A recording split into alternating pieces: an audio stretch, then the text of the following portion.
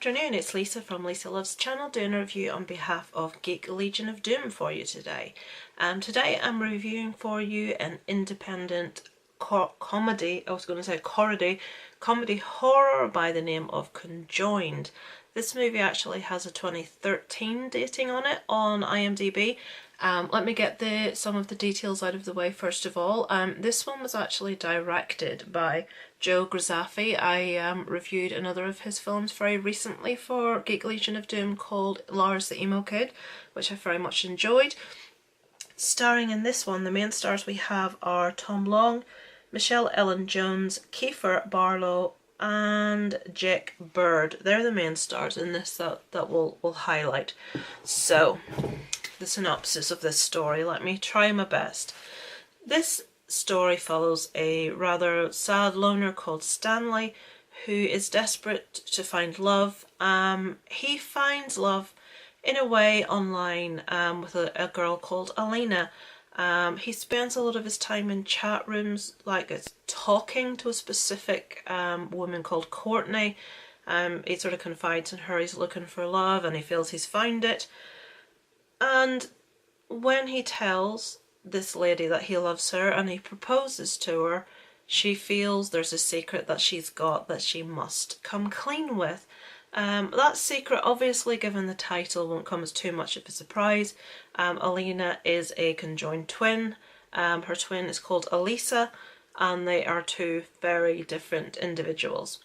Alina is very sweet, is beautiful, is blonde, is pretty, just looks very innocent and sweet. And that's the type of character that Stanley has fallen for.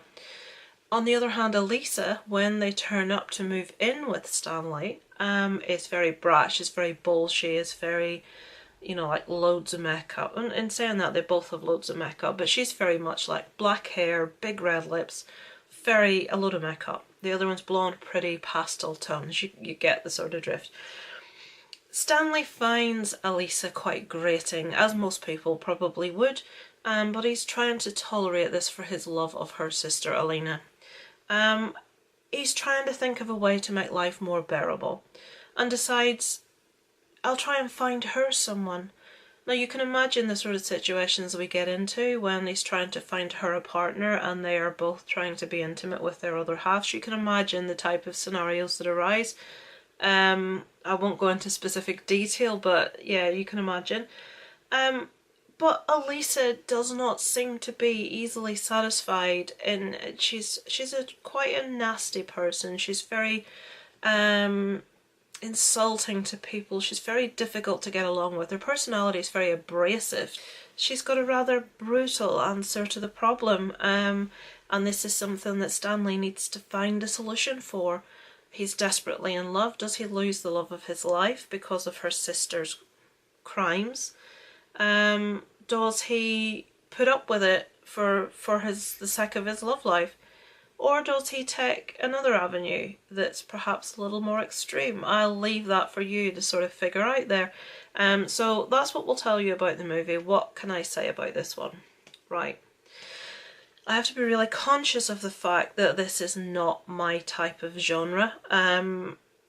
I struggle with a lot of horror comedy. There are specifics like Evil Dead, like Shaun of the Dead, that do it fantastically, that I really enjoy. Even, I'll give as an example, the movie Thanksgiving, which on the surface is awful, but it's really funny and I really enjoyed it. It's about a killer turkey. This one is very low budget.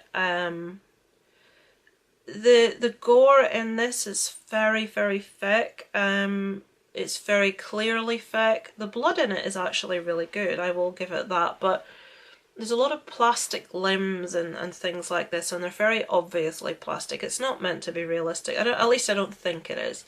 But I just struggled on the side of the humour. I didn't find this movie funny. I watched it with my husband, who's a big fan of things like Brain Dead, and he likes horror comedy. And he didn't find any of it funny either. He did say, I've seen worse. And yeah, I probably have seen worse, but this was not for me at all. I felt the comedy fell flat. I felt that just that there was like things put in there that had no place in the story just for the sake of it, like nudity in places. It's like, why? What's the point of this? Why has she got no top on all of a sudden? Then, oh, it's just contingencies are another real issue. But again, I don't think you're meant to judge this as a serious movie. It's just not my bag. Maybe it's unfair of me to review it, given that's the case. I will say, of reviews, I did read quite a lot of critics' reviews and IMDb user reviews after watching this movie, and a lot of people do say they find it really funny, that it's you know, they laughed from start to finish. I didn't laugh once, but maybe that's a reflection on my sense of humour more than anything else. It just wasn't for me. I didn't feel it hit either of the genres that it was trying to. I didn't find it funny. I didn't find it particularly horrific. The acting was okay. There was nothing specifically wrong with the acting. I think it was meant to be ridiculous. Like when the twins come into shot, they always shuffle from the side like a crab, and they seem to be joined at the hip.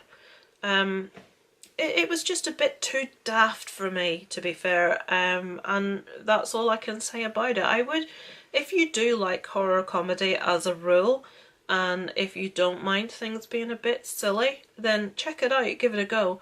But I couldn't personally recommend this because I didn't enjoy it and my husband didn't enjoy it. It's not very long. It's I think an hour and 17 minutes, or maybe an hour and 11 minutes. So it's not too taxing to sit through if you want to give it a go. I've certainly seen worse, but I've certainly seen an awful lot better. If I had to rate this one out of 10, I would give it maybe a 3. And it's quite sad given that the last movie I watched by this director, Lars the Emo Kid, I thought was absolutely excellent, was fantastic. So it could well be that this is just something that doesn't appeal to my specific taste. So keep that in mind if you decide to give this one a go. So have you seen it? Let me know below in the comments what you think of the storyline. Do you think you'll give it a go?